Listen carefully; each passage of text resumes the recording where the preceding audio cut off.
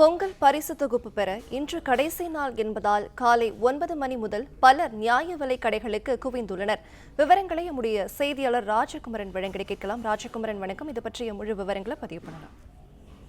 வணக்கம். கடந்த 4 நாட்களாக தமிழகம் முழுவதும் ஏறக்குறைய 2,20,00,000 பயனாளர்களுக்கு வழங்குவதற்காக பொங்கல் பரிசு தொகுப்பு விநியோகிக்கப்பட்டு வந்தது. 1 கிலோ பச்சரிசி, 1 கிலோ சர்க்கரை, முழு நீள செங்கரும்பு ஒன்று, இவற்றுடன் இணைந்த ரூபாய் 1000 ரொக்கப்பணம் 500 தாள்களாக தமிழகம் முழுவதும் பட்டுவாடா செய்யப்பட்டது. மேலும் பல்வேறு நியாய விலைக் கடைகளில் இலவச வேட்டி சேலையும் சேர்த்தே பொங்கல் தொகுப்புடன் வழங்கப்பட்டு வந்தது. கடந்த 10ஆம் தேதி முதல் நேற்று வரை டோக்கன் வழங்கப்பட்டு குறிப்பிட்ட நபர்கள் குறிப்பிட்ட நேரத்தில் வந்து பொங்கல் தொகுப்பை பெற்றுக் கொள்ளலாம் என்று நியாய விலைக் கடை பணியாளர்கள் வீடு வீடாக சென்று டோக்கன் வழங்கியிருந்தார்கள்.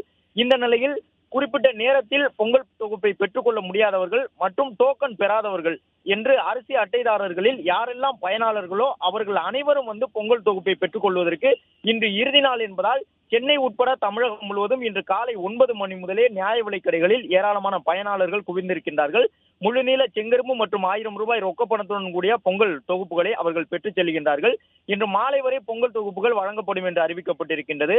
அது மட்டுமல்லாமல் பயனாளர்கள் பெற்றுக் கொள்ளாமல் தொகை ஏதேனும் எஞ்சி இருந்தால் அந்த ரூபாய் 1000 ரொக்கப்பணம் பயனாளர்களுக்கு வழங்கப்படாமல் இருந்தால் அவற்றை இன்று மாலை அந்தந்த நியாய விலைக் கடை பணியாளர்கள் தரக அளவிலான அலுவலகங்களில் ஒப்படைக்க வேண்டும் என்று துறை ரீதியாக உத்தரவு பிறப்பிக்கப்பட்டுள்ளதாக நியாய விலைக் கடை பணியாளர்கள் சொல்லியிருக்கின்றார்கள்.